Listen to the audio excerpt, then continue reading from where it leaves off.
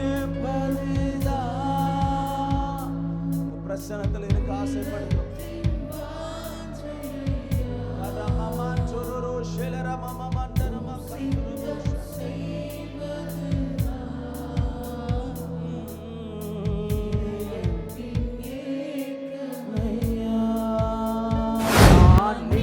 நிர்மூலமாகாததும் தெய்வ கிருபையே. நான் உயிருடன் வாழ்வதும் சுகமுடன் இருப்பதும் கிருபையே. ஆனால் புதிய ஏற்பாட்டில் ஒரு மதுரம் வந்தது பாருங்க. அந்த மதுரம் தான் இயேசு. மதுரம் இன்னைக்கு உங்களை தொடப்போம்.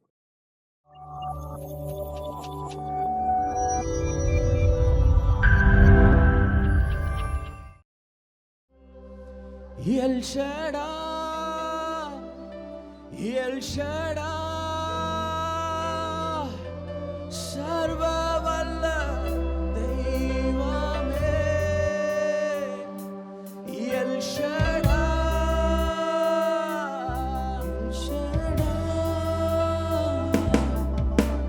சர்வ வல்ல தெய்வமே. மை உயர்த்துகிறோம், வாழ்த்துகிறோம். இந்த காலை நேரத்துல என்னுடைய நாவு வாக்கு தத்தத்தினால நிரம்பச்சு. வாழ்த்துகிறோம், வணங்குகிறோம் யெகோவா நீசியே. வெற்றி தந்த Oh, I speak victory over every life.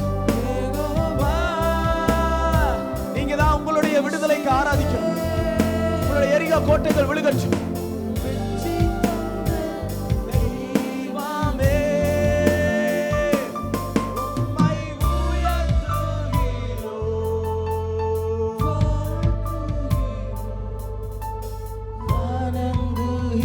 வணங்குகிறோம், உம்மை உயர்த்துகிறோம், வாழ்த்துகிறோம், வணங்குகிறோம் யெகோவா ரஃபா. சுகம் தரும் என்னுடைய ஆஸ்பத்திரி நீங்கப்பா, என்னுடைய பேங்க் நீங்க ஆண்டவரே. ஓ ராமா மாமா டெலரேகா. ஓ கர்த்தர் உங்களுக்காக யுத்தம் செய்கிறவர். தெய்வமே, ரெண்டு கரங்களை உம்மை உயர்த்துகிறோம், மான் கால்களை போலாக்குகிறவர், சத்துவத்தை கொடுக்கிறவர்.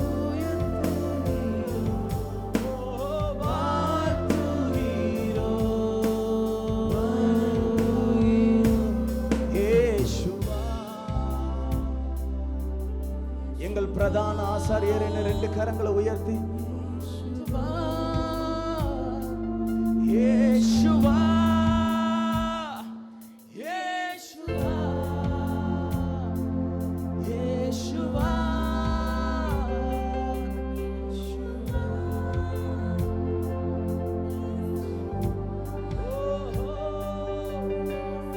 வலது கரத்தை எங்கள் பிரதான, எங்கள் பிரதான ஆசாரியரே,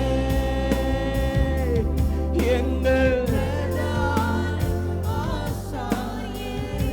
ஓ ராமா ஹட ஹட ஹட நன தியான் சல ராமா ஆசாரியரே, எங்கள் பிரதான ஆசாரியரே இயேசுவா.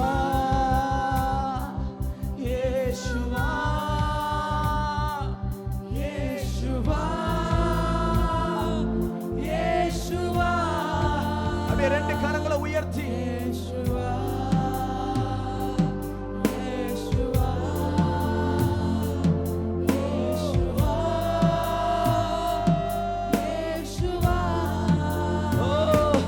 எங்கள் பிரதான ஆசாரியரே. என்ன பரிசுத்த ஸ்தலத்துல கொண்டு போகிற, ஆச்சரியமான ஒளியிடத்திற்கு கொண்டு போகிற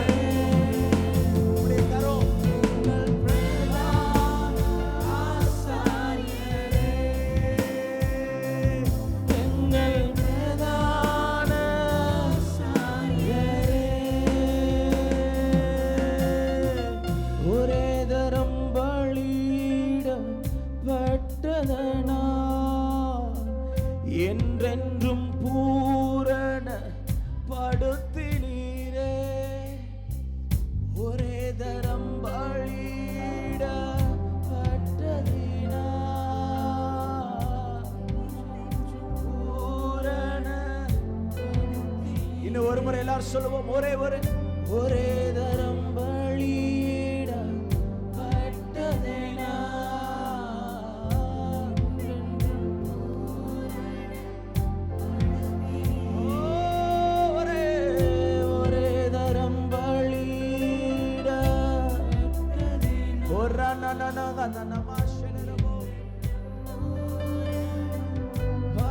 ரெண்டு கரங்கள். எங்கள் பிரதான ஆசாரியரே, எங்கள் பிரதான ஆசாரியரே. மோசே செய்ய முடியாதது, ஆரோன் செய்ய முடியாதது, மெல்கிசதேக் செய்ய முடியாதது, you have done it, Holy Spirit. எங்கள் பிரதான, இன்னும் ரெண்டு கரங்களை.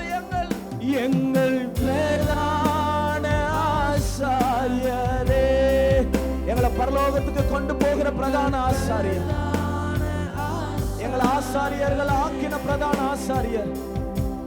ஓ ராமா மாமா காட்டோரமோ, எங்கள் பிரதான ஆசாரியரே.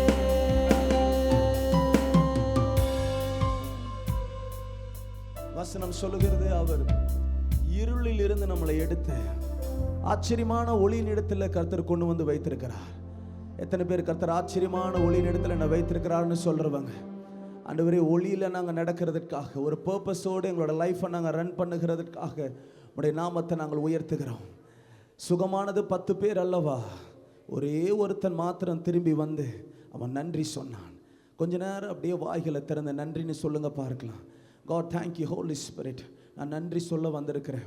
இது வரைக்கும் எந்த இடத்துல என்னை வெட்கப்படுத்தலை, இது வரைக்கும் எந்த தேவைகளுக்காக மற்றவர்கள்கிட்ட நான் போய் நிற்கலை.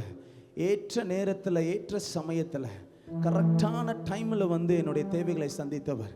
எத்தனை பேருக்கு தெரியும் ஆச்சரியமான வகையில் நம்மளை கர்த்தர் நடத்துகிறவர். அப்படியே கொஞ்ச நேரம் நினைத்து, ஜனவரியை நினைத்து பாருங்க, பிப்ரவரியை நினைங்க, மார்ச் நினைங்க, ஏப்ரலை நினைங்க.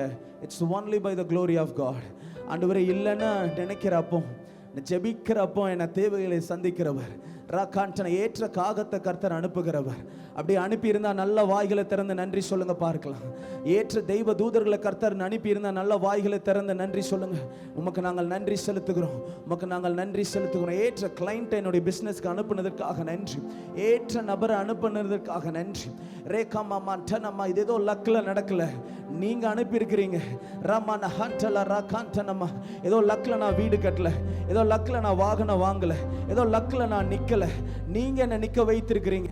இது பலத்தினால் அல்ல, இது பராக்கிரமத்தினால் அல்ல, உங்களுடைய ஆவியங்களை நிற்க வைக்கிறதுன்னு சொல்றவங்க கொஞ்ச நேரம் அந்நிய பாஷையில பேசி, லாமா ஹச்சலரா காண்டனமா மான்சரபா ரீகாடன ஹாண்டனமா, என்னுடைய இறுதியை உங்களோடு கூட அலைனாகட்டும், என்னுடைய தொப்புள் கொடி பரலோக தொப்புள் கொடியோட சேரட்டும்.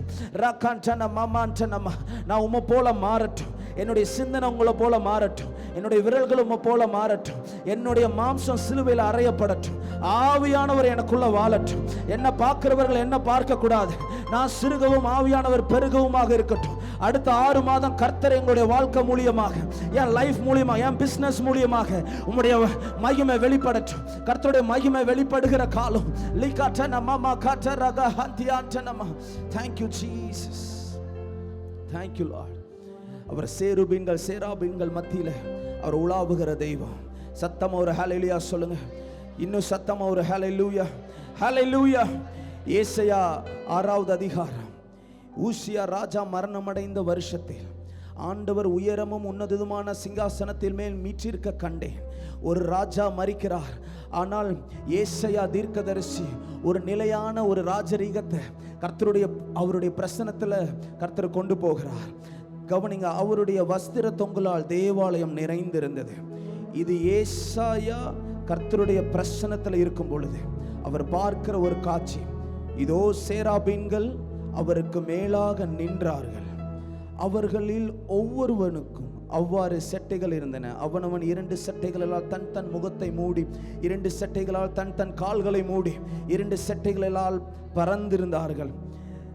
தெய்வ தூதர்களால் அவருடைய மகிமையை பார்க்க முடியல, ஆனா ஏசா கர்த்தருடைய மகிமையை பார்த்து கொண்டிருக்கிறார். I'm just picturing this. இதை நீங்க இமேஜின் பண்ணி பாருங்க. ஒருவரை நோக்கி சேனைகளின் கர்த்தர் பரிசுத்தர் பரிசுத்தர் பரிசுத்தர், பூமி அனைத்தும் அவருடைய மகிமையினால் நிறைந்திருக்கிறது என்று கூப்பிட்டு சொன்னார்கள். கூப்பிட்டவர்களில் சத்தத்தால் வாசல்களின் நிலைகள் அசைந்து ஆலயம் புகையினால் நிறைந்தது.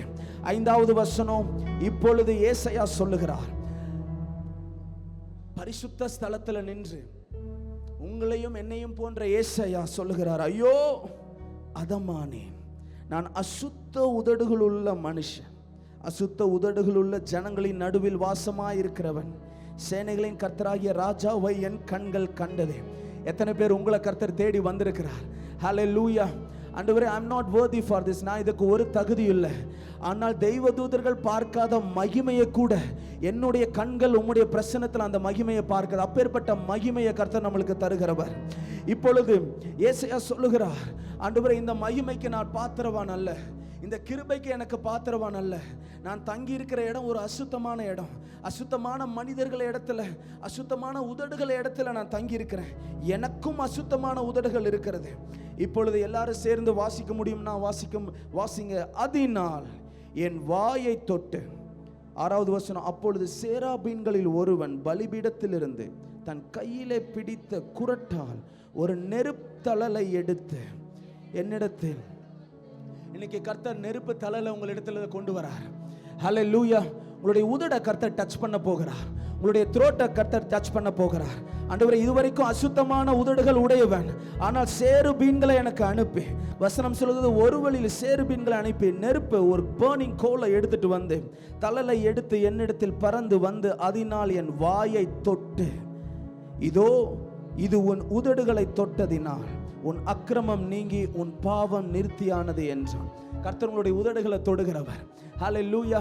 நான் இதை தியானித்து கொண்டிருக்கும் போது கர்த்தர் சொன்ன வார்த்தை, அவர் உதடுகளை தொட்டு உங்களுடைய வார்த்தைகளை அவர் சேஞ்ச் பண்ணுகிற தெய்வம். ஹல்லேலூயா. அப்போஸ்தலர் நாட்கள்ல இயேசு கிறிஸ்து சொன்னது, உங்களை நான் ஆவியினாலையும் அக்கினினாலையும் உங்களை நான் அபிஷேகம் பண்ண போகிறேன். ஒரு கர்த்தர் உங்களுக்குள்ள ஒரு அக்கினியை கொடுத்திருக்கிறார். அந்த அக்கினி எப்போ வெளியே வரும் அப்படின்னா, நீங்க வாயை திறக்கும் பொழுது. ஏசாயாவுடைய கையை தொடல கர்த்தர், ஏசாயாவுடைய தலையில தொடல கர்த்தர், ஆனால் உதடுகளை கர்த்தர் தொட்டார். உங்களுடைய அசுத்தமான உதடுகளை கர்த்தர் பரிசுத்தமாய் மாற்றி அவருடைய ராஜ்யத்திற்காக பயன்படுத்துவார். ஆண்டவரே, அசுத்தமான மத்தியில, ஜனங்கள் மத்தியில நான் வாழ்ந்து கொண்டிருக்கிறேன், எனக்கு எப்படி இந்த மகிமையை தர முடியும்? கர்த்தர் உங்களுடைய உதடுகளை தொடுவார், உங்களுடைய வார்த்தைகளை கர்த்தர் மாற்றுவார். 2 கரங்களை உயர்த்தி உதடுகளை தொட்ட பொழுது, ஆதி அப்போஸ்தலர் காலத்துல 120 பேர் உதடுகளை அக்கினி ஜுவாலையினால், அக்கினிமயமான நாவுகளினால அவர்கள் நிரம்பினார்கள். கொஞ்ச நேரம் அந்நிய பாஷையில பேசுங்க பார்க்கலாம். ராகாண்டனமா, ஏசாயா நாவை தொட்டது போல என்னுடைய நாவை நீங்க தொடுங்க இந்த காலை நேரத்தில். என்னுடைய வார்த்தைகள் மாறட்டும், என்னுடைய வார்த்தைகள் ஜீவ வார்த்தைகளை என்னிடத்திலிருந்து புறப்படட்டும். நல்லாபா ஹட்டனேமி காட்டர ரபா ஷண்டனமா ரீகாதா ஹந்தியாண்டனமா. அப்படியே நல்லா கேளுங்க, வாய்களை திறந்து, ஆண்டவரே, என்னுடைய உதடுகள், என்னுடைய வார்த்தைகள் மாறட்டும், என்னுடைய இருதயம் உங்களோடு கூட அலைன் ஆகட்டும். ஆண்டவரே, நானும் அசுத்தமுள்ள இருதயமுள்ள மனிதன், அசுத்தமான சிந்தனை உள்ள மனிதன், அசுத்தமான உதடுகள் உள்ளவன். என்னை எப்படி நீங்க பயன்படுத்த முடியும்? எனக்கு எப்படி பேர்பட்ட மகிமை நீங்க கொடுக்க முடியும்? வார்த்தை வந்து சொல்லுகிறது, அவர் அந்த அக்கினியை அவனுடைய உதடுகளை போட்டதுனால ஏசாயாவோட ஊழியம் ஸ்டார்ட் ஆனது. Thank you holy spirit. எங்களுடைய உதடுகளை உம்முடைய அக்னியினால நிரப்புங்க. ரபா கண்டனமா மரத்தியாண்டனமா ரேபா ஹடன காந்தனமா ஷெலிரா ஹந்தியானமா. ஆண்டவரே, எங்களுடைய பரிசுத்த ஸ்தலத்தை எங்களை நிப்பாட்டி கொண்டிருப்பதற்காக நன்றி. மகிமைக்கு மேல மகிமைக்கு எங்களை கொண்டு போகிறதுக்காக நன்றி. லேமாரா தியாண்டனமா. இந்த 6 மாதங்கள் பேசின வார்த்தைகளாக இப்போ இனி வரப்போகிற 6 மாதங்கள் என்னுடைய வார்த்தை ஜீவ வார்த்தையை பேசட்டும், உயிருள்ள வார்த்தையை பேசட்டும், இருபுறமும் கருக்குள்ள வார்த்தையை பேசட்டும், ஒளிகளை பேசட்டும். Lava ஷண்டனமா மாந்தரமா மரஹந்தியாந்தனமா. Thank you Jesus. Thank you Lord. Thank you Lord. உம்மோடு இருப்பதுதான் என் உள்ளத்தின் வாஞ்சையா. அந்த பாடலை பாடி கர்த்தரை ஆராதிப்போம். எனக்காக யாவையும் செய்பவரே, செய்து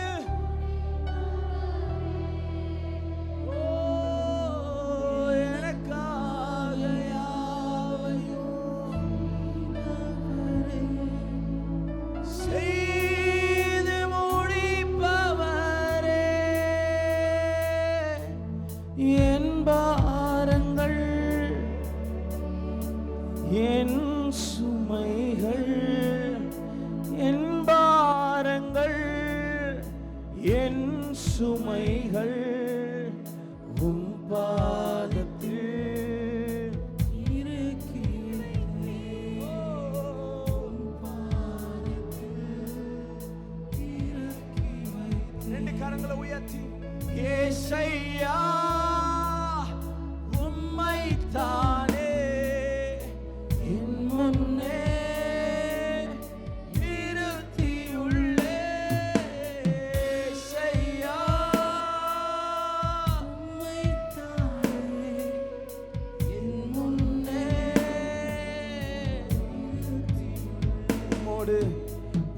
மோடு இருப்பதுதான்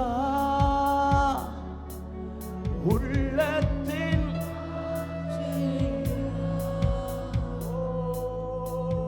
சித்தம் செய்வதுதான் இதயத்தின் உம்மோடு இருப்பதுதான் உம்மோடு பிரசனத்தில் இருக்க ஆசைப்படுகிறோம்.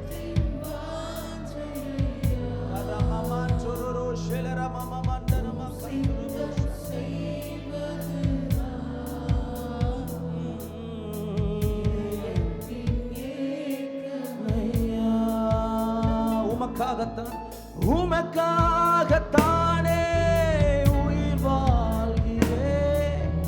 உம்மை தானே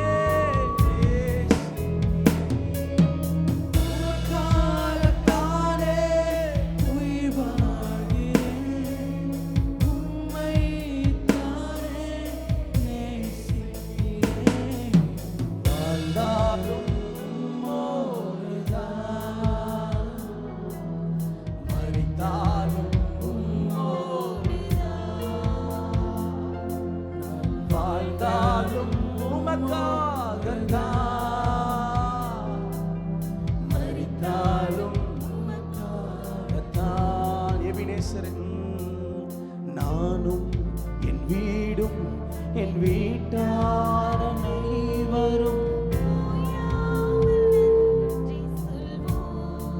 எல்லாருடைய உதடுகளும் பாடட்டும். உதடுகளை தொடுங்க. என்னுடைய கண்ணை பரிசுத்தமாக்குங்க. ஒரு கரு போல காத்தீரே நன்றி. என்னை சிதையாமல் சுமந்தீரே நன்றி. ஒரு கரு போல காத்தீரே நன்றி. என்னை சிதையாமல் சுமந்தீரே நன்றி. எல்லாருடைய உதடுகளும் அவருடைய நாமத்தை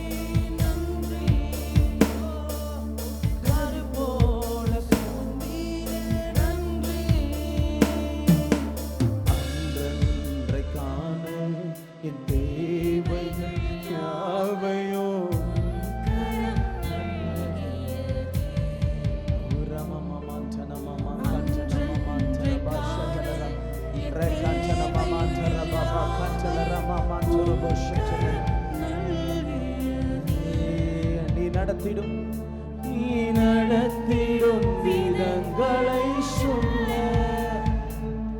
ஒரு பூரண வார்த்தையே நீ நடத்திடும் விதங்களை சொல்ல ஒரு பூரண வார்த்தையே ரெண்டு கரங்களை உயர்த்தி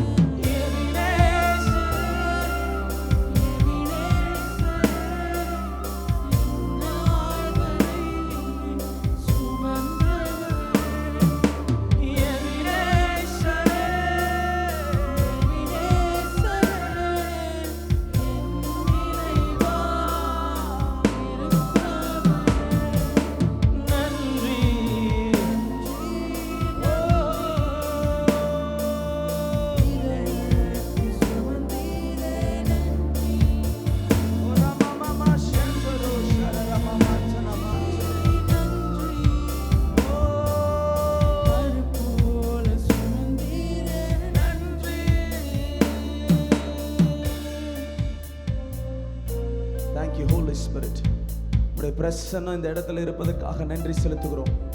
உடைய வலது கரம் எங்களுடைய கரத்தை பிடித்து பயப்படாதே, திகையாதே, இதுவரைக்கும் உன்னை நடத்தினவன் இனியும் முடிவு பரியந்தம் அற்புதமாக கிரகிக்க முடியாத காரியங்கள் போல எங்களை நடத்துகிறதுக்காக நன்றி செலுத்துகிறோம்.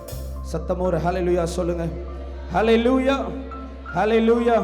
பக்கத்துல பார்த்து சொல்லுங்க, நீங்க நிற்பதும் நிர்மூலமாகாமல் இருப்பதும் கர்த்தருடைய கிருபை, கர்த்தருடைய தயவு, கர்த்தருடைய இரக்கம், கர்த்தருடைய பாசம், கர்த்தருடைய அன்பு, அவர் பண்ணின வாக்குத்தத்தம், அவர் அப்ரஹாமின் தெய்வம், அவர் ஈசாக்கின் தெய்வம், அவர் யாக்கோபின் தெய்வம்.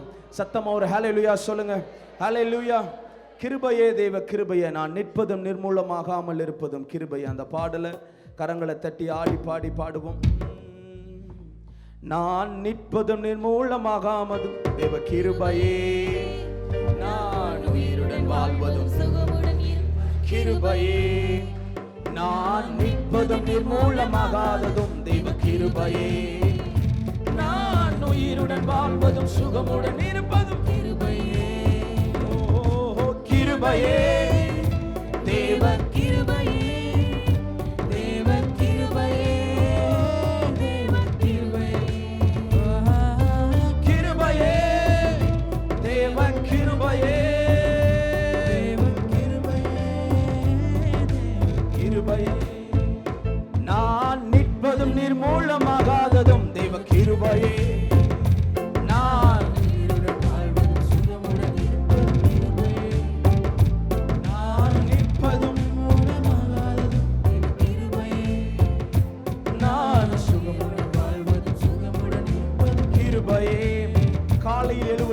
காலையில் எழுவதும் கர்த்தரை துதிப்பதும், மாலையில் காப்புடன் இல்லம் வருவதும் கிருபையே. காலையில் எழுவதும் கர்த்தரை, மாலையில் காப்புடன் இல்லம் வருவதும் கிருபையே. சொல்லுவோம். போக்கிலும் வரத்திலும் தொலைதூர பயணத்திலும், என் போக்கிலும் வரத்திலும் கல்லிலே இடராம காப்பதும் கிருபையே, பாதம் கல்லிலே இடராம காப்பதும். தலைக்கு மேல கை தட்டி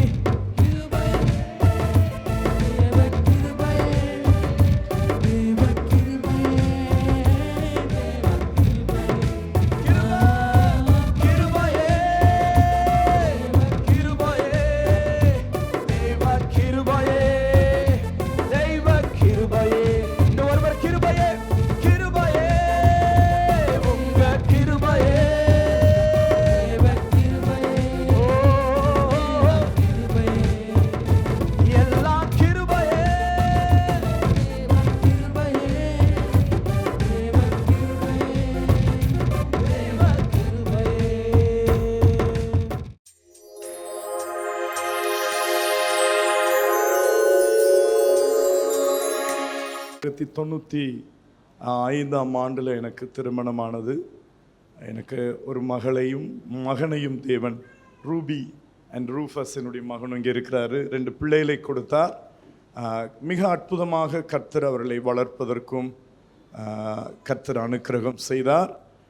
சிங்கக்குட்டிகள் தாழ்ச்சி அடைந்து பட்டினியாக இருக்கும் கர்த்தரை தேடலுக்கு ஒரு நன்மையும் குறைவு இல்லை என்று சொல்லுகிற வாக்கின்படியே இந்நாள் வரைக்கும் கர்த்தர் எல்லா நெருக்கமான எல்லா தேவையான சூழ்நிலையிலையும் அற்புதமாக நடத்தி, எனக்கு ஏற்ற நேரத்தில் அவருடைய திருமண நாட்கள் வந்த பொழுது எனக்கு என் மனதில் இந்த கோயம்புத்தூர் பகுதியை ஆண்டவர் காட்டிக்கிட்டே இருந்தார், என் மனசில் பேசிக்கிட்டே இருந்தார். என்னுடைய மனைவி கிட்ட, துணைவியார்கிட்ட நான் சொன்னேன், ஒரு நாள் ரூபிக்கு எந்த பக்கம் இருந்து திசையிலிருந்து கணவன் வருவாருன்னு யோசித்த நேரத்தில் ஆண்டவர், அதெல்லாம் ஆண்டவர் பார்த்துக்குவார், நீங்கள் அதை பற்றி யோசிக்கிறீங்க. நாங்கள் அன்னையோடு நான் அதை பேசுகிறதையே நிறுத்திட்டேன். ஏற்ற நேரத்தில் அருமையான எனக்கு இன்னொரு மகனை அஜித் அவங்கள கொடுத்தாங்க. அருமையான என்னுடைய சகோதரி தங்கச்சி இங்கே இருக்கிறாங்க. அவங்க எங்களை மனப்பூர்வமாக ஏற்றுக்கொண்டு அற்புதமாக இந்த காரியத்தை செய்வதற்கும், ரொம்ப கிரிட்டிக்கலான சூழ்நிலையில் கடந்த வருஷத்தில் குழந்தை பிறக்கிறதுல கருத்தரிச்சதிலிருந்தே ரூபி ரொம்ப பலவீனமாக இருந்தார்கள். ஐயாவுடைய ஜெபங்கள், சபையினுடைய ஜெபம் எல்லாம் எங்களுக்கு கேட்கப்பட்டு கடந்த 12ஆம் தேதி ஜூன் மாதம் காலையில் 8:37 அற்புதமாக ஒரு ஆண் குழந்தையை பிரசவிக்கிறதற்கு தேவன் கிருபை செய்தார். கர்த்தருக்கு கோடி நன்றி. வளகாப்புலையும் வந்த ஐயா அந்த ப்ரேயர்லையும் ரொம்ப அற்புதமாக நடத்தி கொடுத்தாங்க. எங்களுக்கு ரொம்ப சந்தோஷம். ஐயாவோடு இருக்கிற இந்த நல்ல தொடர்புக்காகவும் சபையோடு இருக்கிற இந்த நல்ல தொடர்புக்காகவும் நான் மிகவும் நன்றிகளையும் ஸ்தோத்திரங்களையும் ஏறெடுக்கிறேன். கர்த்தரோட பரிசுத்த நாமத்துக்கு ஸ்தோத்திரம். 2 மாதத்துக்கு முன்னாடி நான் ஒரு வேலை வேணும்னு சொல்லி கேட்டு ஆண்டவர்கிட்ட ஜெபம் பண்ணிட்டே இருந்தேன். ஒரு கம்பெனியில் நீங்கள் வாங்கன்னு சொல்லியிருந்தாங்க. எனக்கு அந்த வேலையை பற்றி எதுவுமே தெரியாது. அதனால் அவங்க 2-3 டைம் ஃபோர்ஸ் பண்ணி நீங்கள் வாங்கன்னு கூப்பிட்டனால நான் ஐயா கிட்ட வந்து கேட்டேன், ஐயா எனக்கு நான் அங்கே போட்டுமா வேண்டாமா எனக்கு தெரியல, இது ஆண்டவர் திறந்த வழியான்னு எனக்கு தெரியல, நான் ஜெபம் பண்ணப்போ எனக்கு சரியாக அதை புரிஞ்சுக்க முடியலன்னு சொல்லி நான் ஐயாட்ட வந்து கேட்டேன். ஐயா ஜெபம் பண்ணிட்டு, இது கர்த்தர் திறந்த வாசல் தாம்மா, நீ போ, அங்கே போ, ஆண்டவர் உன்னை அங்கே வழி நடத்துவார் அப்படின்னு சொல்லிட்டாங்க. அந்த கம்பெனிக்கு போனப்போ அது புதுசாக இருந்துச்சு. எனக்கு ரொம்ப பயமாகவும் இருந்துச்சு. அங்கே இருக்கிற சீனியர்ஸ் எல்லாருமே என்னை பார்த்து 2 டிகிரி 3 டிகிரி வாங்கினவங்க கூட இங்கே தாக்கு பிடிக்கல, நீங்களா எப்படி இருப்பீங்க, நீங்கள் டிப்ளமோ தானே முடிச்சிருக்கீங்க அப்படின்னு சொல்லி என்னை ரொம்ப ஏளனமாக பேசினாங்க. ரொம்ப நிந்திக்கப்பட்டேன். ஆனாலும் ஆண்டவர் சமூகத்தில் சொன்னேன், ஏசப்பா நீங்கள் தான் எனக்கு இதை கொடுத்தீங்க, நீங்கள் தான் எனக்கு இந்த வழி நடத்தி கொடுக்கணும் அப்படின்னு சொல்லி. எப்போவுமே நான் காலையில் அதிகாலை ஜெபத்தில் ஜெபிக்கும் போது நீதிமொழிகள் வாசிப்பேன். அப்போ நீதிமொழிகள் நான் படிச்சுட்டு இருக்கும்போது ஆண்டவர் சொன்னார், தன் வேலையில் ஜாக்கிரதை உள்ளவனை நீ கண்டால் அவன் நீசர்களுக்கு முன்பாக நில்லாமல் ராஜாக்களுக்கு முன்பாக நிற்பான் அப்படிங்கிற அந்த வார்த்தையை கொடுத்தாரு. நான் அந்த வார்த்தையை பிடிச்சிட்டு ஆண்டூர் சமூகத்தில் நன்றியோடு நான் ஜெபம் பண்ணேன். ஏசப்பா நீங்கள் என்ன நடத்துறீங்கன்னு நான் நம்புகிறேன், இந்த இடத்துல நீங்கள் என்ன உயர்த்துவீங்கன்னு நான் நம்புகிறேன்னு ஜெபிச்சுட்டே போனேன்.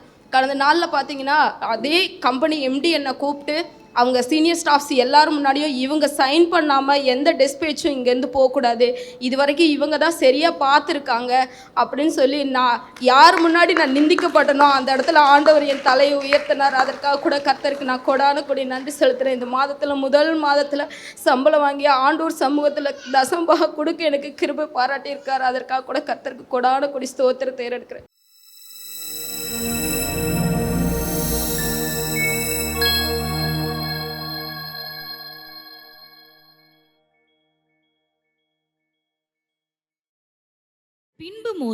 பின்பு மோசே இஸ்ரவேல் ஜனங்களை சிவந்த சமுத்திரத்திலிருந்து பிரயாணப்படுத்தினான்.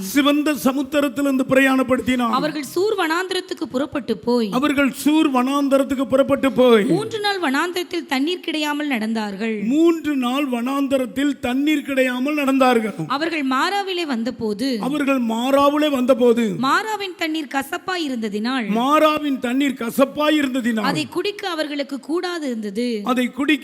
கூடாது இருந்தது. அதனால் அவ்விடத்துக்கு மாரா என்று பெயரிடப்பட்டது. அப்பொழுது ஜனங்கள் மோசேக்கு விரோதமாய் மோசே ஊழியக்காரனுக்கு விரோதமாய் முறுமுறுத்து எண்ணத்தை குடிப்போம் என்றார்கள். மோசே கர்த்தரை நோக்கி கூப்பிட்டான். அப்பொழுது கர்த்தர் மோசேக்கு ஒரு மரத்தை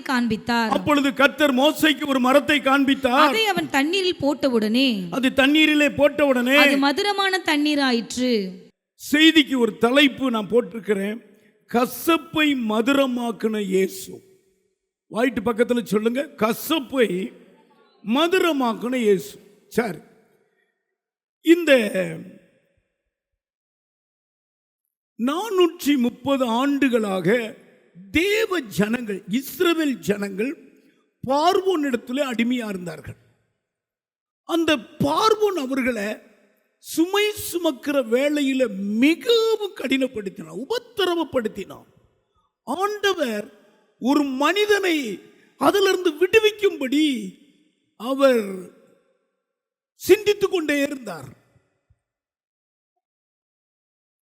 பார்வோன் வீட்டில் வேலை பார்த்து மகனாய் குமாரனாய் இருந்த அந்த மோசேயை ஆடு மேய்த்து கொண்டிருக்கும் போது தெரிந்து கொண்டார். கைகளை உயர்த்தி, ஆகா இவன் தான் ஏற்ற ஆளு. ஏற்கனவே அவனுடைய தாய் 3 மாதம் ஒளித்து வைத்து நாணல் பெட்டியில் அனுப்பி பார்வோன் குமாரத்தை குளிக்க வரும்போது அந்த வீட்டுக்கு கொண்டுட்டு போறான்.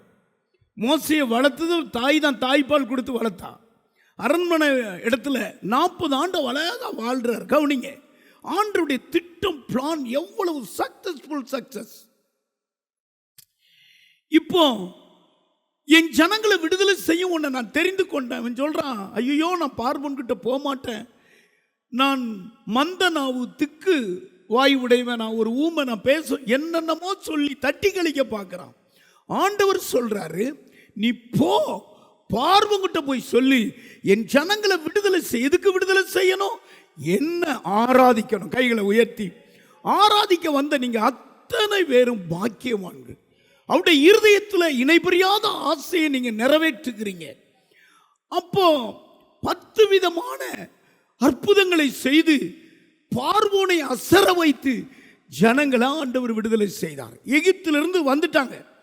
வந்து ஒரு பெரிய கடல், சிவந்த சமுத்திரம், இதையும் தாண்டிட்டாங்க. திரும்பி பார்க்குறாங்க, பார்வோனுடைய சேனையும் அழிந்து போச்சு. ஆனால் இவங்களை அந்த சமுத்திரம் அப்படி, அதாவது புஸ்தக சுருள் துறந்தது போல அப்படி விரிஞ்சி தரையில் நடந்தது போல நடந்தாங்க. பெரிய அற்புதம். சமுத்திரம், சிவந்த சமுத்திரத்தை தாண்டி அடுத்த இடம் சூர் வனாந்தரம். 3 நாள் வெயில் அடிச்சது அவங்க மேல. 3 நாள் அடிச்ச வெயிலுக்கு எகிப்துல முறுமுறுக்காதவங்க இங்க முறுமுறுக்கிறாங்க. கவனிக்கிறீங்களா? என்ன, நாங்க எகிப்துல செத்தாலும் செத்திருப்போம், எங்களை எப்படி இந்த தண்ணி இல்லாத இடத்துக்கு கொண்டு வந்த? 3 நாளா எங்களுக்கு இந்த வனாந்தரத்தில் தண்ணி எங்க கிடைக்குது? முறுமுறுக்கிறாங்க. அப்போ பிரயாணத்தில் முறுமுறுக்காங்க. தூரத்தில் அப்படி பார்த்தா தண்ணி கிடக்குது. எல்லாம் ஏகோபித்து, ஆகா தண்ணி கிடச்சிட்டுன்னு சொல்லி மடக்குன்னு குடிக்கலான்னு குனிஞ்சு அப்படி குடிச்சு பார்த்தா வாயில வைக்க முடியாதபடி, ஆமா, வேப்ப எண்ணெயை குடிச்சிருக்கீங்களா? வேப்ப எண்ணெயை அவ்வளவு கசப்பு, அந்த மாதிரி கசக்கு. அப்படி கசக்குன்னு எல்லாம் தண்ணி கீழே போட்டு எல்லாம் மோசைக்கு பக்கமா திரும்பிட்டாங்க, முறுமுறுக்காங்க. எதுக்கு எங்களை கொண்டு வந்த?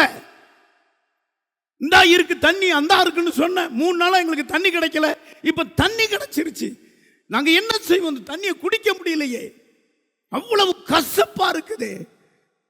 நாங்க எகிப்தில செத்தாலும் செத்திருப்போமே, எதுக்கு எங்களை அழைச்சிட்டு வந்த? முறுமுறுக்காங்க. கவுனிங்க, இப்போ மோசே ஜனங்களுக்காக ஜெபம் பண்றார். ஆண்டவரே, நீர் விடுதலை செய்யணும்னு சொன்னீங்க, சிவந்த சமுத்திரத்தை 2ஆ பிளந்து கொண்டு வந்துட்டீங்க. இவ்வளவு நேரம் மீரியாம் கூட சேர்ந்து மகிமையாய் வெற்றி சிறந்தவர்னு கொண்டாடின இதே ஆட்கள் இப்போ ஏன் முறுக்காங்கப்பா, நான் என்ன செய்வேன்? கவனிங்க, ஆண்டவர் உடனே அவங்க கசப்பை மாத்த ஒரு மரத்தை காட்டினார். அந்த மரத்தை எடுத்து தண்ணியில போட்ட உடனே அந்த கசப்பே கிடையாது, மடக்குன்னு குடிக்கிறாங்க. அதுக்கு அதாவது மதுரம்னு பேர் வைக்காங்க. கையை உயர்த்தி அல்லேலூயா, அல்லேலூயா. அந்த தண்ணி, அந்த கசப்பு தண்ணி அந்த மரம் அதில் பட்ட உடனே அத்தனை கசப்பையும் உறிஞ்சி தனக்குள்ள மதுரத்தை அந்த குளம்பூரம் கொட்டிச்சு. இப்போ அந்த குளத்துல கசப்பு கிடையாது, அது மதுரமாய் மாறிட்டு. ஹல்லேலூயா. கைகளை உயர்த்தி, எனக்கு என்ன இதுல இருந்து ஒரு சத்தியம் என்னன்னா, ஆண்டவர் ஜெபத்தை கேட்கிறவர். ஹல்லேலூயா. ஆண்டவர் உடனே ஒரு மாற்று ஜெபத்துக்கு பதில் தருவார். மோசே ஜெபித்த உடனே மரத்தை காட்டுகிறார். அந்த மரத்தை அது எடுத்து வெட்டி தண்ணீரை போடுறாரு. உடனே அது மதுரமான தண்ணீராய் மாறிற்று. நீங்க ஆதியாகமத்திலிருந்து ஒரு வழியை கர்த்தர் உண்டாக்கிக்கிட்டே தான் இருப்பார். முத ஜலப்பிரயாணத்தில் 40 நாள் மழை வருது, எல்லா ஜீவராசி அழிஞ்சு போச்சு. இன்னுமா நாங்க இந்த 8 பேர் தானே பிழைச்சிருக்கிறோம், இந்த மழையா எங்களையும் கொண்டு போட்டுருமா? அப்போ நோவாவுக்கு ஆண்டவர் வானத்தில் உடன்படிக்கை பண்ணார், வானவில்ல காட்டினார். இது மூலமா ஜலத்தினால் அழிக்க மாட்டேனார். கையை உயர்த்தி ஹல்லேலூயா. அந்த வார்த்தை இன்னும் அப்படியே இருக்கு. ஈசாக்கு பலி செலுத்தும்படி ஆபிரகாம் ஓங்கிட்டான். அருவாளை கீழே போடு, ஏர் எடுத்து பார்க்கிறான், ஒரு ஆட்டை காட்டுறார். அந்த ஈசாக்கு உயிரோடு பிழைச்சிட்டான். ஆகாரா, இஸ்மவேல், ஆகாராவின் குமாரன் இஸ்ரவேல் குழந்தையா இருக்கும்போது செத்து போயிருப்பா. பிள்ளை சாகிறத பார்க்க மாட்டான், அம்பு பாயின் தேசத்தில். சரியா ஆகாரே, உன பிள்ளையின் சத்தத்தை நான் கேட்டேன். திரும்பி பார்க்கிறா, அவள் ஏறெடுத்தது போல, அவள் கேட்டது போல பிள்ளையின் காலடியில் நீரூற்று வந்தது.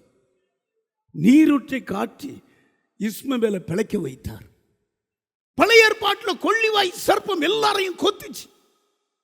மறுபடியும் மோசே கத்துறார், ஒரு சர்ப்பத்தை வச்சு அதை நோக்கிப்பார், எல்லாம் பிழைச்சிக்கிடுவாங்க, கையை உயர்த்தி. அல்லேலூயா.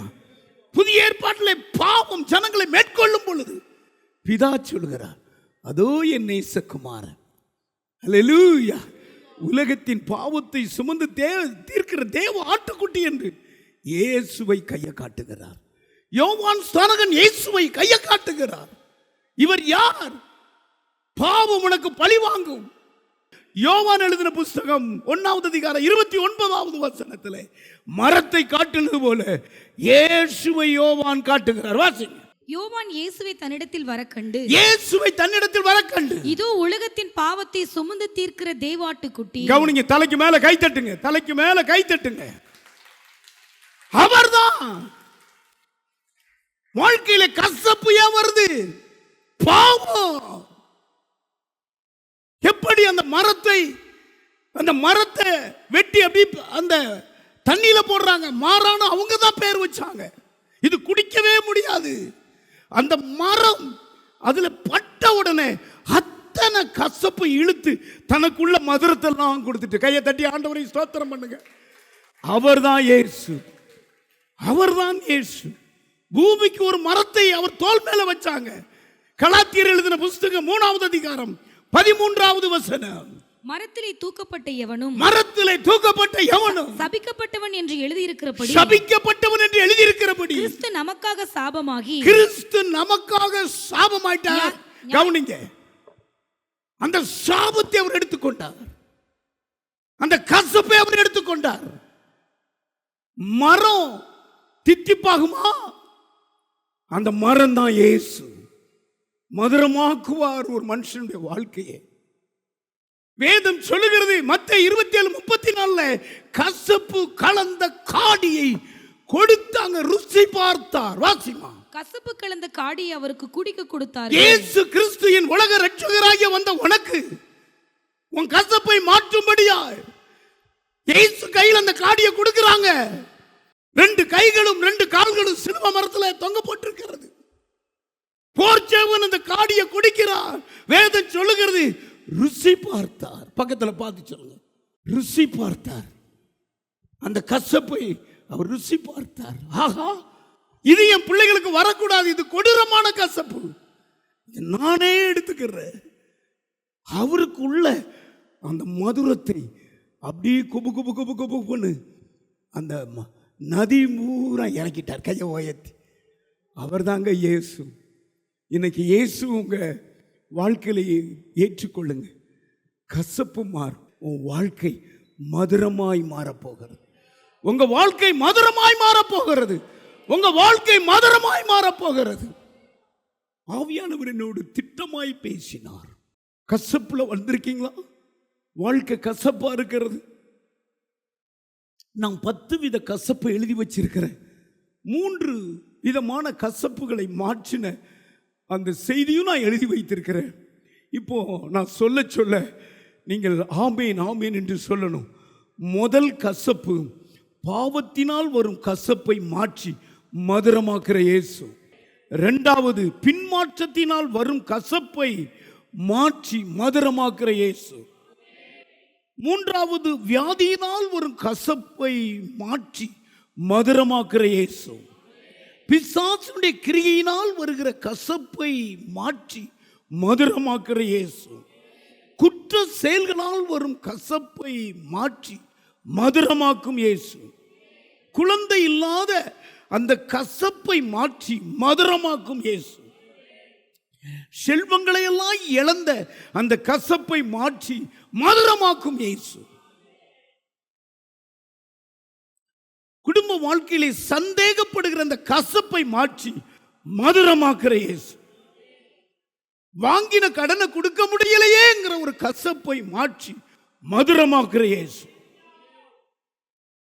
இயேசு இல்லாத வாழ்க்கை கசப்பு தான். அந்த வாழ்க்கைக்குள்ள இயேசு வந்துட்டா மதுரமாயிரும். கை தட்டுங்க, எல்லா கையை தட்டுங்க. அவர் தான் மதுரமாக்குவார். உங்க வாழ்க்கையை மதுரமாக்குவார். அல்லேலூயா, அல்லேலூயா. அவர்தான் மதுரமாக்குவார். சூலமித்தியால் சொல்லுகிறார், ஆண்டவருக்கு ஒரு பெயர் வைக்கிறார். காட்டு மரங்களிலே கிச்சிலி மரம் போன்றவர் என் நேசர், அவர் நிழலிலே ஆசையாய் அமருவேன், அவருடைய கனி என் வாய்க்கு மதுரமா இருக்கும். அல்லேலூயா. எத்தனையோ மரங்கள் இருக்கலாம். உன்னத பாட்டு எழுதின புஸ்தகம் 2வது அதிகாரம் 3வது வசனத்தை வாசிக்க கேட்போம்.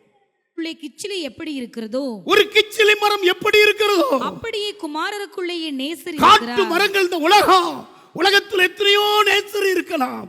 ஆனால் அந்த நேசரை விட என் நேசர் இருக்கிறாரே, அதன் நிழலிலே வாஞ்சையாய் அந்த உட்காருவேன். நேசருடைய நிழல் ஜனங்களை இழுக்கும், வாஞ்சையாய் அமருவேன். அதன் கனி என் வாய்க்கு மதுரமாய் இருக்கிறது. ஆமென். என் வாழ்க்கையை பிரியமாய் வாழ மதுரத்தை கொடுக்குதுங்கிறார். கையை உயர்த்தி இன்றைக்கு உங்க கசந்த வாழ்க்கை மதுரமாய் மாறும்.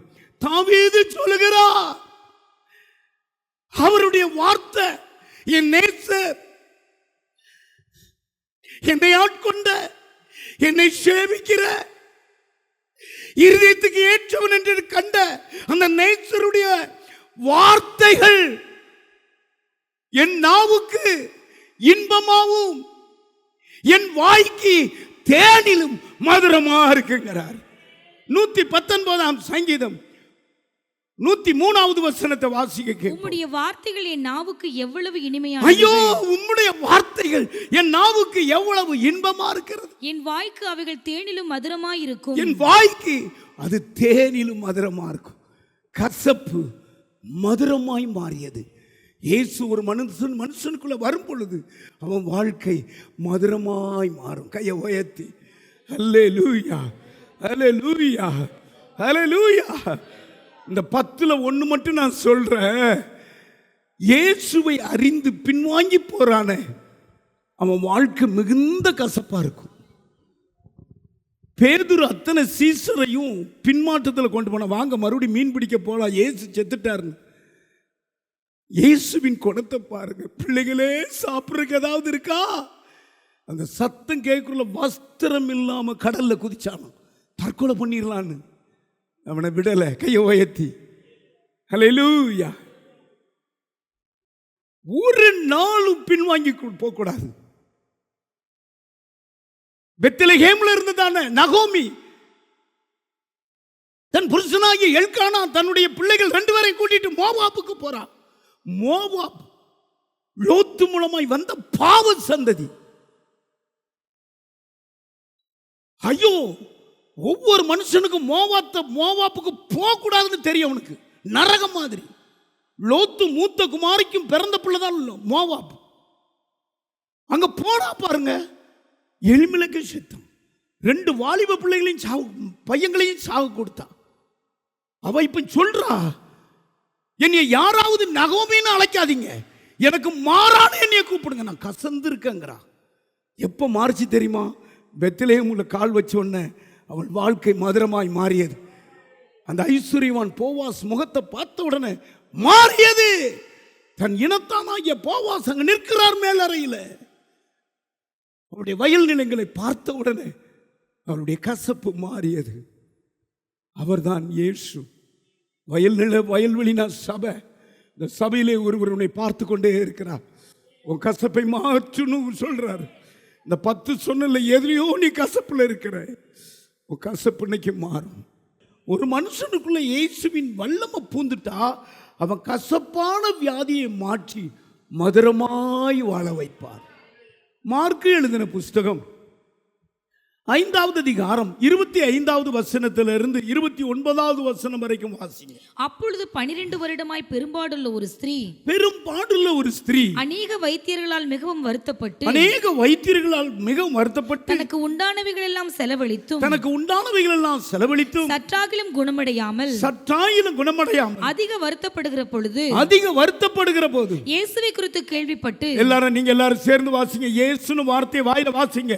இயேசுவை குறித்து கேள்விப்பட்டு நான் அவருடைய வஸ்திரங்களையாகிலும் தொட்டால் அவருடைய வஸ்திரங்களையாவது தொட்டால் சொஸ்தமாவேன் என்று சொல்லி சொஸ்தமாவேன் என்று சொல்லி ஜனக்கூட்டத்துக்குள்ளே அவருக்கு பின்னாக வந்து அவருடைய வஸ்திரத்தை தொட்டால் உடனே அவருடைய உதரத்தின் ஊரல் நின்று போயிற்று. அந்த வேதனை நீங்கி ஆரோக்கியம் அடைந்தது. இப்போ தலைக்கு மேல கை தட்டுங்க.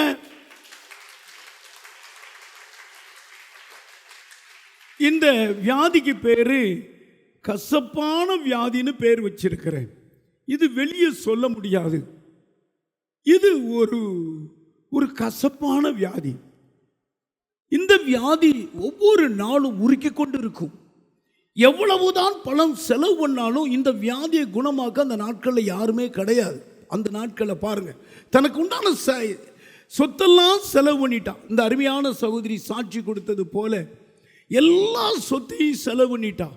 ஒவ்வொரு நாளும் தன் சரீரம் உருகிட்டு இருக்கிறது. வாழ்க்கையில வெளியே யார்கிட்டையும் சொல்ல முடியல. கசப்பான ஒரு வியாதி. அது மாத்திரமல்ல, இந்த வியாதி வந்ததுனால அவனுக்கு குழந்தை கிடைக்கல. தன் சரீரம் உருகி போகிட்டு இருக்கிறது. லேவியாரகம புத்தகத்தை வாசித்தா என்னுடைய விவரம் பயங்கரமா எழுதியிருக்கும். அது வாசிக்கவே முடியாது. அவ்வளவு ஒரு வார்த்தை எழுதியிருக்கிறது. ஒரே ஒரு வார்த்தையை மட்டும் படிப்போமா? அதாவது லேவியர் 15வது அதிகாரம் 26 வசனம். அந்த நாட்களெல்லாம் அவள் படுக்கும் எந்த படுக்கையும் அவள் விளக்கத்தின் படுக்கையை போல அவளுக்கு தீட்டாயிருக்கும். அவள் உட்கார்ந்த மனையும் அவளுடைய விளக்கத்தின் தீட்டை போலவே தீட்டாயிருக்கும். சூதக ஸ்திரீ, தீட்டான ஸ்திரீ என்று எழுதியிருக்கிறது. வாழ்க்கை முழுவதும் கசம். யாருக்கிட்ட சொல்ல முடியும்? பழைய ஏற்பாட்டில் அவள் செத்தே பேர்க்க வேண்டும். ஆனால் புதிய ஏற்பாட்டில் ஒரு மதுரம் வந்தது பாருங்க. அந்த மதுரம் தான் இயேசு. இயேசு வராருன்னு கேள்விப்பட்டு சொல்றா, எல்லா செலவழிஞ்சு போச்சு, நான் ஏன் தான் பிறந்தேன்? இன்னைக்கு இந்த வியாதி சுகமாகணும்னு ஆரம்பிச்ச வியாதி 12 வருடமா என் சொத்தை இழந்துட்டனே. இப்பொழுது இயேசு வராராமே. முன்னால போய் தொடாட்டாலும் அவர் பின்னால போய் வஸ்திர தொங்கலை நான் தொடுவேன், இன்னைக்கு சுகமாகும். எப்படி விசுவாசம் பாருங்க. அப்படி தொட்டா டக்குன்னு வல்லம பாஞ்சது, சுகமாயிட்டா. கையை தட்டி எப்படி அந்த கசப்பு நீர்ல மதுரம் சல்லுன்னு இறங்கினது போல சல்லுன்னு அந்த மதுரம் நதிய பூரா தேனா மாறிட்டுங்க. கசப்பட்டான்னு எடுத்துட்டு அது போல ஒரு குழஞ்ச அந்த பெண், வேதம் சொல்லுகிறது, அவள் வேதனை நீங்கி சரீரத்தில் ஆரோக்கியத்தை உணர்ந்தா.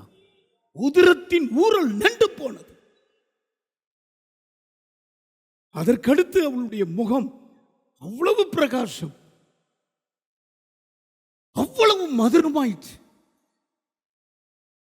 நம்முடைய சபையிலே 20 ஆண்டுகளாக குழந்தை இல்லாம ஒரு பெண் வந்தாங்க. அவங்க ஒரு பெரிய செல்வந்தர்கள். கிட்டத்தட்ட ஒரு 10 வீடு வாடகைக்கு விட்டுருக்கிறாங்க. ஆனால் குழந்தை இல்லை. அவங்க ஆண்டவர் அறியல. எத்தனையோ வைத்தியங்களை பார்த்திருக்கிறாங்க. ஆனால் குழந்தைக்குன்னு வந்தவங்க இப்படி இடவழியில வந்தாங்க என்னைய பார்க்க. உபவாச ஜபத்துக்கு வாங்க என தெரிஞ்சிட்டு இந்த அம்மாவுடைய தலையை ஆட்டுறதை பார்த்தா, அந்த உஷ்ன்னு உள்ள சொல்லிக்கிட்டு இருக்கிற பார்த்தா ஒரு இது இருக்கிறது. அதனால உபவாசம் போட்டு தான் ஜெபிக்க. உபவாசம் போட்டா ஒரு பொல்லாத ஆவி ஆளுது. அந்த ஆவி விலகிச்சு. ஆச்சரியமா அவருடைய சகோதரி, அவருடைய அக்கா எல்லாம் ஒரு 10 பேர் வந்துகிட்டே இருக்காங்க. திடீரென்று 2வது மாதம் சொல்லுது அந்த அம்மா, நான் கன்சீவா இருக்கிறேன் பாஸ்டர். இது என்ன ரகசியம் என்று கேட்டேன். ஆண்டவரே, உண்மை நான் அறிந்து கொண்டேன். எனக்குள்ள இருக்கிற பிசாசு விலகிருச்சு. ஏன் எனக்கு குழந்தை தர மாட்டேங்க? நான் உண்மை பிடித்துக் கொள்ளுவேன். அப்படி விடாய்ப்பிடியா ஜெபிக்கும் பொழுது ஆண்டவருடைய கரம் தொட்டது. வாழ்க்கை மதுரமாய் மாற்றியது. அந்த குழந்தை, ஆமா, நான் ஒரு பெண் குழந்தை. அவங்களுக்கு அநேகருக்கு தெரியும். உங்க சபைக்கு கனி கொடுக்குறாங்க. சொந்தக்காரங்களாம் சொன்னாங்க, ஒரு 10,000 ரூபாய் கொடுத்துட்டு, சரி நம்ம இவ்வளவு உயர்ந்தவங்க, நான் எல்லாரும் கேட்காங்க, உங்க அக்கா அங்கதான் போதுன்னு சொல்லி எல்லாரும் என் ஃபேக்டரியில் ஒவ்வொருவரும் 50-50 பேர் வேலை பார்க்குறான். என்ன அக்கா அங்கே போகிறாங்க அப்படின்லாம் சொல்கிறான்.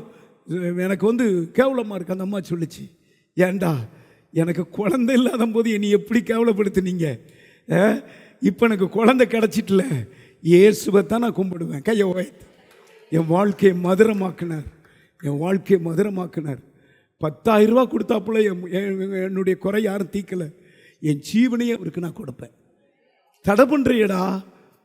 ஆமாம், உன்னுடைய மெட்டீரியலை வச்சு அந்த அம்மா சொல்லுது, ஆமாம் உன்னுடைய கையில் சுத்தியில் வச்சிருக்க, ஒரு அடி அடிச்சிருந்த செத்து போகிறேன். இயேசுவை மட்டும் என் மேலே பிரிக்க முடியாது. என் வாழ்க்கை மதுரமாய் மாற்றினார். இன்றைக்கு கூட அந்த கசப்பில் இருக்கீங்களா? வாழ்க்கையில் வியாதியின் கசப்பு, இந்த வியாதி உருக்குலைந்து பணத்தை எல்லாம் பிடுங்குது நினைக்கிறீங்களா? ஒரு மதுரமாகி இயேசு இருக்கிறார். அவருக்கு பேர் நான் மதுரம் என்றே பேர் வைத்திருக்கிறேன். ஹல்லேலூயா, ஹல்லேலூயா, ஹல்லேலூயா. ஆமாம், அவர் மதுரம். இரண்டாவது, கசப்பான பகையை மாற்றின மதுரமாகிய இயேசுவின் அன்புன்னு எழுதி வைத்திருக்கிறேன். அப்போஸ்தலர் எழுதின புஸ்தகம் 9வது அதிகாரம் 1வது வசனத்திலிருந்து 5வது வசனம் வரைக்கும் வாசிக்க கேட்போம். சவுல் என்பவன் இன்னும் கர்த்தருடைய சீசரை பயமுறுத்தி கொலை செய்யும்படி, சீசர்களை பயமுறுத்தி கொலை செய்யும்படி சீரி பிரதான ஆசாரியனிடத்துக்கு போய் இந்த மார்க்கத்தாராகிய புருஷரையாகிலும் ஸ்திரீகளையாகிலும் தான் கண்டுபிடித்தால் அவர்களை கட்டி எருசலேமுக்கு கொண்டு வரும்படி தமஸ்குவில் உள்ள ஜெபாலயங்களுக்கு நிரூபங்களை கேட்டு வாங்கினான். அவன் பிரயாணமாய் போய் தமஸ்குவுக்கு சமீப போது சடுதியிலே வானத்திலிருந்து ஒரு ஒளி அவனை சுற்றி பிரகாசித்தது. அவன் தரையிலே விழுந்தான். அப்பொழுது சவுலே, சவுலே, நீ ஏன் என்னை துன்பப்படுத்துகிறாய் என்று தன்னுடனே சொல்லுகிற ஒரு சத்தத்தை கேட்டான். 5வது வசனம் எல்லாரும் வாசிங்க. அதற்கு அவன் ஆண்டவரே, நீர் யார் என்றான். அதற்கு கர்த்தர், நீ துன்பப்படுத்துகிற இயேசு நானே. எல்லாரும் கைகளை தட்டுங்க. ஹல்லேலூயா. அருமையானவர்களே, இவன் எருசலேம்ல, இந்த நாட்டில் ஒரு பெரிய கல்விமான், 9.5 கோடிக்கு சொத்துக்காரன். இவன் பேர் சவுல். இவனுடைய இரத்தத்திலையும் அவனுடைய உணர்வுகளையும் ஒன்றை ஏற்றி வைத்துக் கொண்டிருந்தான். கிறிஸ்தவர்களை துன்பப்படுத்த வேண்டும், கிறிஸ்தவ மார்க்கத்தை அழிக்க வேண்டும். ஒரு மத தீவிரவாதி போல எருசலேம்ல எழும்புறான்.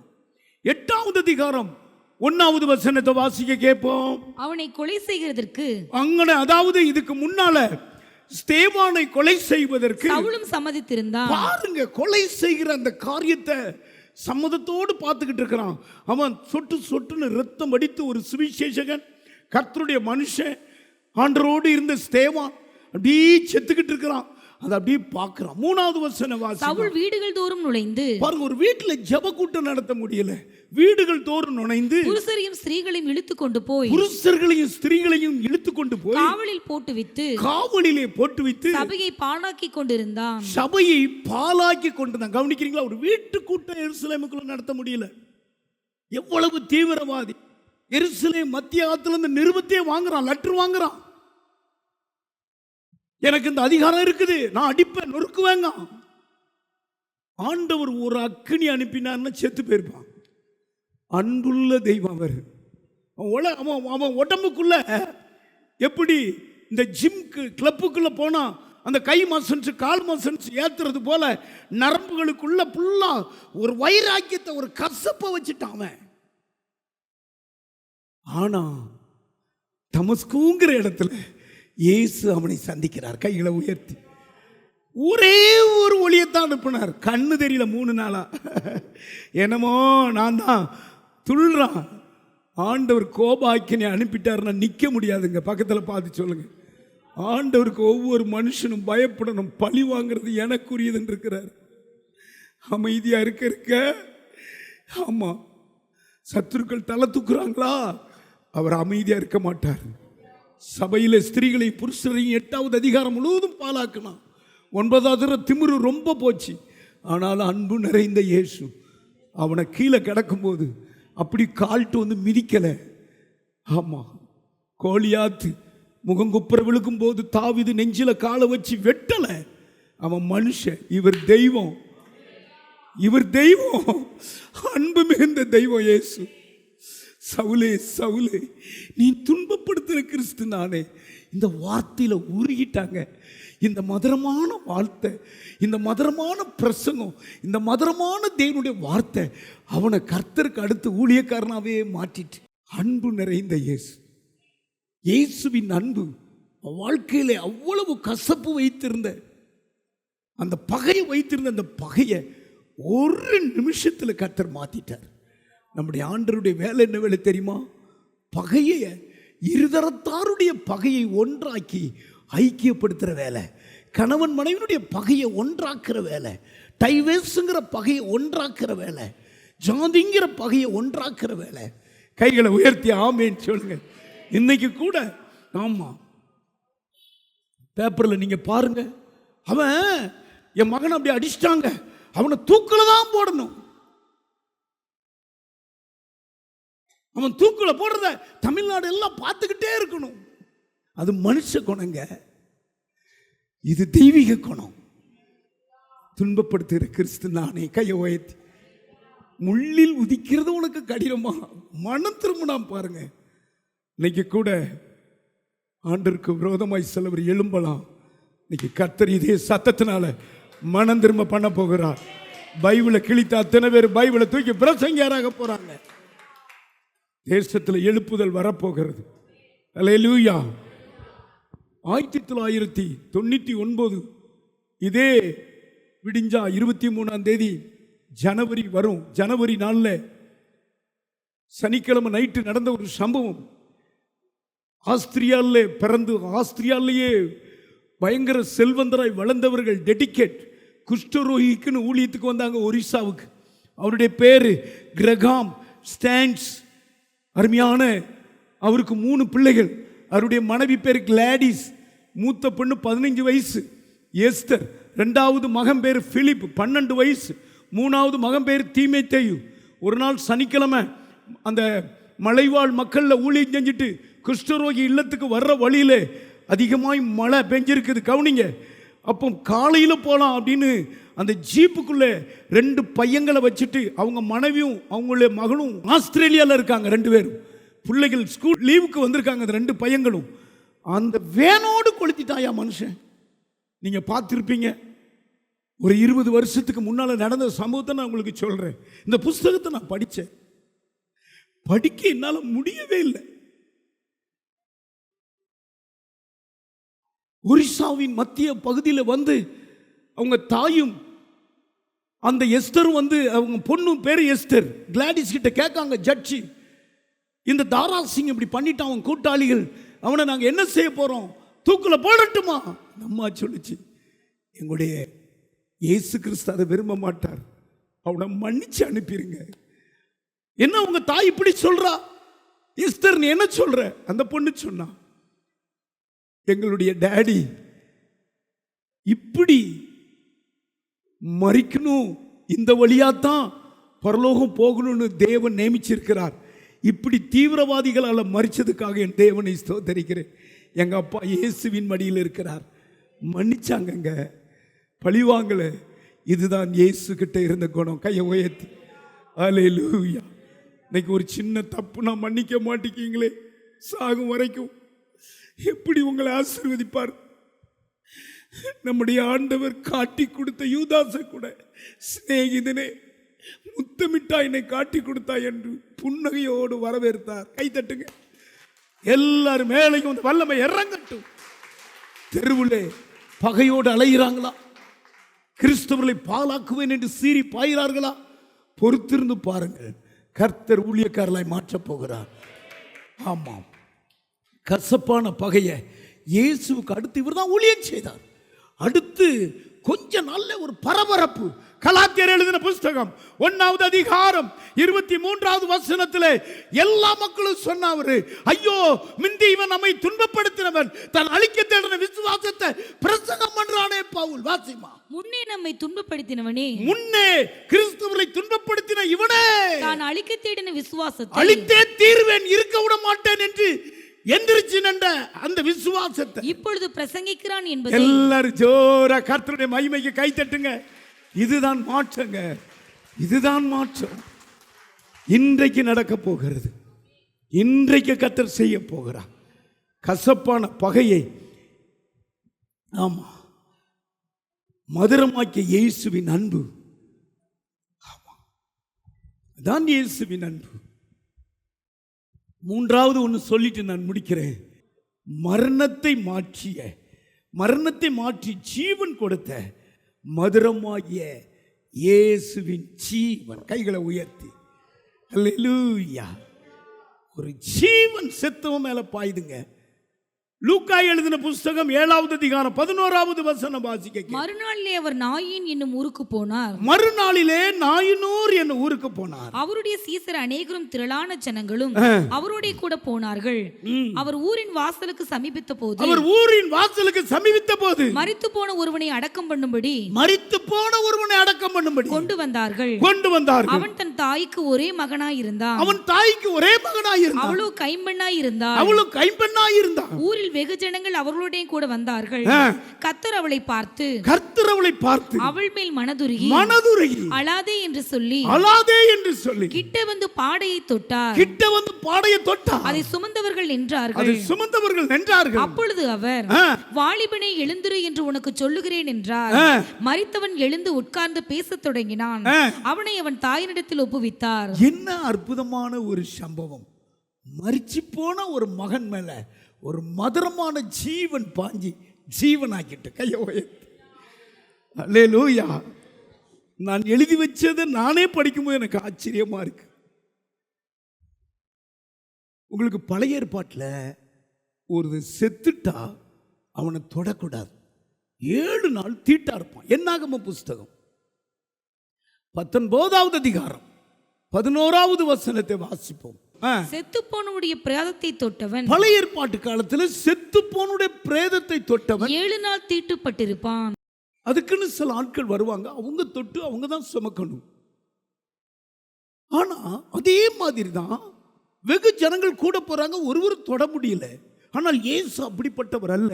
அவர் மதுரம் நிறைந்தவர், அவன் ஜீவன் நிறைந்தவர். நீ கண்ணீர் விட்டா அவர் பொறுக்க மாட்டார். அந்த அந்த அவன் கைம்பெண்ணு, ஒரே பையன் தான், வாலிப மறிச்சிட்டான். யாருக்காவது அந்த அக்கறை இருக்குதா? ஆனால் இயேசு அந்த நாயினூருக்குள்ள போறார், வாசலுக்குள்ள போறார், பிரேதம் வெளியே வருது. அவன் அந்த அம்மாவுடைய கண்ணீர் இவரை மனதுருக பண்ணிச்சு. மனதுருகினாராம். கிட்ட வந்து அழாதே என்று சொல்லி அந்த அம்மாவை தொடலை. கவனிக்கிறீங்களா? இதில் தான் இருக்கு. குறிப்பா பாடையை தொட்டாராம். தொடக்கூடாத, தொட்டா அவரை படிச்சு வெளியே கட்டி போட்டுறணும். ஆமா, ஒரு யூதன் தொடக்கூடாதுங்க. ஒரு ரபி போதகர் தொடக்கூடாது. பாருங்க, தொட்டார். அதான் முக்கிய பாயிண்ட். இவர்கிட்ட இருந்த அந்த ஜீவ நதி மரம் அப்படியே அந்த மதுரமான நதி கப்புன்னு உள்ள போச்சு. ஹார்ட்டை ஒரு குலுக்கி உட்கார வச்சுட்டு, பேச வச்சுட்டு, எந்திரிக்க வச்சுட்டு, தாய்கிட்ட கொடுக்க வச்சுட்டு, அதுதான் இன்னைக்கு நடக்க போகுது. அதுதான் நடக்க போகுது. இப்போ அதுதான் நடக்க போகுது. உங்க சரீரம் செத்துக்கிட்டு இருக்கிறது, சில பகுதி செத்துக்கிட்டு இருக்கிறது. இன்னைக்கு உயிர் ஊட்ட போகிறார். அல்லேலூயா. ஆமா, இயேசுவுக்கு ஒரு பெயர். ஒரு சகோதரி சொன்னாங்க, என் புருஷன் தாசில்தார் ஆபீஸ்ல வேலை பார்க்கிறார். தாசில்தாருக்கு பிஏவா இருக்கிறார். தாசில்தாரை பார்க்க முடியாது, எங்க கணவனாரை தான் பார்க்கணும். ஆனா நாங்க ஒரு கிறிஸ்தவ குடும்பம், பேர் கிறிஸ்தவ குடும்பம். தினமும் எல்லாம் போயிருவாங்க. தாசில்தார் ஆபீஸ்ல குடிச்சு பிரேதமா அப்படி கிடப்பாராம். அவன்கிட்ட வர்ற பணத்தை அவன் எடுத்துட்டு அந்த வாட்ச்மேன் பண்றவன் ஒரு கால் டாக்ஸியில் வீட்டுக்கு அனுப்பி, தினமும் அவங்க பிள்ளைகள் தான் அவரை தூக்கிட்டு இங்கே போடணும். அங்கேயே வாந்தி பண்ணி செத்து தான் தினமும் போவார். போகும்போது நல்லா போறார், வரும்போது செத்து வர்றார். இதுதான் இருந்தது. ஒரு நாள் இப்படிப்பட்ட மீட்டிங்க்கு அவரை கால் டாக்ஸி வச்சு தண்ணி போட்டிருந்தாரு. ஆனாலும் இயேசுவின் வல்லமை, இயேசுவின் ஜீவன் அவரை தொட்டது. இன்றைக்கு என் வீட்டுக்கார் பிரசங்கியாரா இருக்கிறார். ஹல்லேலூயா. நான் நினைக்கேன், இவர் 55 வயசுல தொட்ட, ஒரு 45 வயசுல தொட்டிருந்தா நாங்கள் குபேரான் ஆயிருப்போம். எல்லாம் இழந்து என்ன வேலையில் இருந்தாலும் ரேஷனரி தான் நாங்கள் சாப்பிட்டோம். அந்த அம்மா சொல்றாங்க, என்றைக்கு 55 வயசுல எங்களுடைய வீட்டுக்கார் ரட்சிக்கப்பட்ட அந்த குடியிலிருந்து விடுதலை ஆனாரோ, எங்க வீட்டில் செல்வமே வந்துட்டு எங்க வீடு மதுரமாய் மாறிட்டு. நெஞ்சில குத்துவேன். என் பிள்ளைகளை கல்யாணம் பண்ணி கொடுக்கறது யாரு? எனக்கு 3 பொம்பளை பிள்ளைகள். 3 பிள்ளைகள் தான் டாக்ஸில் வந்து தூக்கி வைப்பாங்க. அந்த ஆள் டாக்ஸி ஓட்டுறவன் தொடக்கூட மாட்டான். பிள்ளை சட்டையெல்லாம் கக்கி போட்டிருப்பார். யூரின் போய் கிடக்கும். யார் இவர்? தாசில்தாருக்கு பியோன அசிஸ்டண்டாக இருக்கிறவர். கிளார்க் போஸ்டிங்கில் இருந்து பதவி கூடி அசிஸ்டண்டாக இருக்கிற ஒரு மனிதன் தினமும் செத்து தான் என் வீட்டுக்கு வருவான். இயேசு அவரை தொட்டார். 55 வயதில் அவருடைய வாழ்க்கையை மதுரமாக மாற்றிட்டார். ஆமேன். கைகளை உயர்த்தி. இப்போ என் பிள்ளை தாசில்தார் ஆஃபீஸில் வேலை பார்க்குறான். இன்னொரு பிள்ளை டீச்சராக இருக்கிறான். சரியான நாட்களில் எங்கள் வீட்டுக்காரரை கத்த தொட்டு 3 பேருக்கும் எங்கள் வீட்டுக்காரரை கவர்மெண்ட் வேலை வாங்கி கொடுத்துட்டாரு. எப்படி வாங்கி? எல்லாம் குடிகாரன்னு பேர் வாங்கினவர். ஐயா நான் இப்போ குடிக்கிறது இல்லை, என் பிள்ளைக்கு போஸ்ட் போடுங்க ஐயா. அப்படியே அவர் வாங்கி கொடுத்துட்டாரு. இன்றைக்கு எங்கள் வீட்டுக்குள்ளே மதுரம் ஓடுது. எங்கள் வீடு தேனாய் இருக்கிறது. எங்கள் பிள்ளைகள் மதுரமாக இருக்கிறாங்க. நல்ல ஒரு ஆவிக்குரிய சபையில் எங்களுடைய வீட்டுக்கார் பாஸ்டருக்கு அடுத்து பிரசங்கம் பண்ணுறார். இதுதாங்க மாற்றம். மதுரம் இன்னைக்கு உங்களை தொட போகிறது. யோவான் எழுதின புஸ்தகம் 10வது அதிகாரம் ஒரே வசனத்தில் பிசாசு யார், இயேசு யார் நாங்க எழுதியிருக்கிறது. படிக்க கேட்போம். திருடன் திருடவும் கொல்லவும் அழிக்கவும் அவனுக்கு பேர் தான் பிசாசு. பிசாசு கசப்பை கொடுக்க வருவான், உங்களை அழிக்க வருவான், தற்கொலை பண்ண வைக்க வருவான். பிசாசை நீங்க நோக்காதீங்க. பிசாசை ஜெயித்த ஒரு நேசரி இருக்கிறார். வாசிங்க. நானும் அவைகளுக்கு ஜீவன் உண்டாயிருக்கும். இயேசு வாயை திறந்து சொல்லுங்க. இயேசு அவைகளுக்கு ஜீவன் கொடுக்கவும் அது பரிபூர்ணப்படம் வந்து எல்லாரும் முழங்கால் படியிடுங்க. அந்த ஜீவன் தான் உங்களுக்குள்ள ஓடிக்கொண்டிருக்கிறது. உங்க ஜீவன் பரிபூர்ண ஜீவன், மனம் திரும்பின ஜீவன், உங்க பிள்ளைக்குள்ள ஓடுற ஜீவன் இயேசுவின் ஜீவன். ஹல்லேலூயா. அதுதான் பரிபூர்ண ஜீவன். ஜீவனை கொடுத்த இயேசு கல்வாரியிலே நமக்காக மரித்தார். கைகளை உயர்த்தி அவரையே பாருங்க, அவரையே பாருங்க, இயேசுவை பாருங்க. 2 கைகள் சிலுவில் அடிக்கப்பட்டது, 2 கால்கள் சிலுவில் அடிக்கப்பட்டது. பினா கிறிஸ்டியன் முள்ளை தலையில வைத்து அடித்தார்கள். சிறுமுளை பெருமுளை உடைஞ்சு ரத்தம் பீரிட்டது. தாங்கொல்லா வேதனை அனுபவித்தார். வேதம் சொல்லுகிறது உலக மக்களுடைய விபரீதங்கள்லாம் சிலுவையிலே சகித்துக் கொண்டார். ஒவ்வொரு ஞாயிற்றுக்கிழமையும் ஏராளமான ஜனங்கள் நமது ஆலயத்திற்கு வந்து விடுதலை, சுகம், ஆசிர்வாதம் மற்றும் சமாதானம் பெற்று செல்கின்றனர். நமது சபையின் ஆராதனை நேரங்கள்: ஒவ்வொரு ஞாயிற்றுக்கிழமை தோறும் 1ஆம் ஆராதனை அதிகாலை 5 மணிக்கும், 2ஆம் ஆராதனை காலை 7 மணிக்கும், 3ஆம் ஆராதனை காலை 9 மணிக்கும், 4ஆம் ஆராதனை மாலை 6:30 மணிக்கும் நடைபெறும். முதல் 3 ஆராதனைகளையும் நீங்கள் நேரடியாக சபையின் யூடியூப் வலைதளத்தில் உள்ள IPHH கிணத்துக்கடவு சேனலில் உலகத்தின் அனைத்து பகுதிகளிலும் இருந்து பார்த்து பயனடையலாம். சிறுவர்களுக்கான ஓய்வு நாள் பள்ளி 1ஆம் ஆராதனையில் காலை 6 மணிக்கும், 2ஆம் ஆராதனையில் காலை 8 மணிக்கும், 3ஆம் ஆராதனையில் காலை 10 மணிக்கும் நடைபெறும். வாலிபர் கூடுகை ஒவ்வொரு மாதமும் முதல் ஞாயிற்றுக்கிழமை அன்று காலை 9 மணிக்கு வாலிபர்களுக்கான விசேஷித்த கூடுகை நடைபெறும். எண்ணெய் பூசி சுகமளிக்கும் வாக்குத்தத்த ஆராதனை ஒவ்வொரு மாதத்தின் 1ஆம் தேதி அதிகாலை 5 மணிக்கும் காலை 10 மணிக்கும் நடைபெறும். கட்டுகளை அவிழ்க்கும் உபவாச ஜெபம் ஒவ்வொரு மாதமும் 3ஆம் வெள்ளிக்கிழமை காலை 10 மணிக்கு நடைபெறும். இதில் ஒவ்வொருவருக்காக தனிப்பட்ட முறையில் பிரார்த்தனை ஏறெடுக்கப்படும். விடுதலை உபவாச ஜெபம் ஒவ்வொரு மாதமும் கடைசி சனிக்கிழமை அன்று காலை 10 மணிக்கு நம் தேசத்திற்காக பாரத்தோடு ஜெபங்கள் ஏறெடுக்கப்படும். ஒவ்வொரு வியாழக்கிழமை தோறும் ஆண்களுக்கான ஜெப கூடுகை புதிய ஆலயத்திலும், பெண்களுக்கான ஜெப கூடுகை பழைய ஆலயத்திலும் மாலை 7 மணிக்கு நடைபெறும். ஒவ்வொரு புதன்கிழமை அன்றும் வாலிப சகோதரர்களுக்கான ஜெப கூடுகை மாலை 7 மணிக்கு நடைபெறும். ஒவ்வொரு ஞாயிற்றுக்கிழமை அன்று வாலிப சகோதரிகளுக்கான ஜெப கூடுகை மாலை 5 மணிக்கு ஜூம் மீட்டிங்கில் நடைபெறும். நமது சபையில் தினமும் காலை 10 மணி முதல் 2 மணி வரை சபைக்காகவும் தேசத்திற்காகவும் ஜெபங்கள் ஏறெடுக்கப்படும். இக்கூட்டங்களில் கலந்து கொண்டு தேவ ஆசீர்வாதம் பெற யாவரையும் அன்புடன் அழைக்கிறோம். எங்களது முகவரி IPA ஜெப ஆலயம், சர்வம் தியேட்டர் பின்புறம், பொள்ளாச்சி மெயின் ரோட், கிணத்துக்கடவு 642109. ஜெப உதவிக்கு 9443435618 9488873284. நிகழ்ச்சிகள் நமது சபையின் மூலம் பொள்ளாச்சி முழுவதும் 24 மணி நேரமும் ஜேகிங் டிவி ஒளிபரப்பப்படுகிறது. VK செட்டப் பாக்ஸில் 112வது சேனலிலும், TCCL செட்டப் பாக்ஸில் 152வது சேனலிலும், SCV செட்டப் பாக்ஸில் 217வது சேனலிலும், டாக்ஸ் செட்டப் பாக்ஸில் 62வது சேனலிலும் நமது சபையின் பாடல்கள், ஆராதனைகள், செய்திகள் ஒளிபரப்பப்படுகிறது.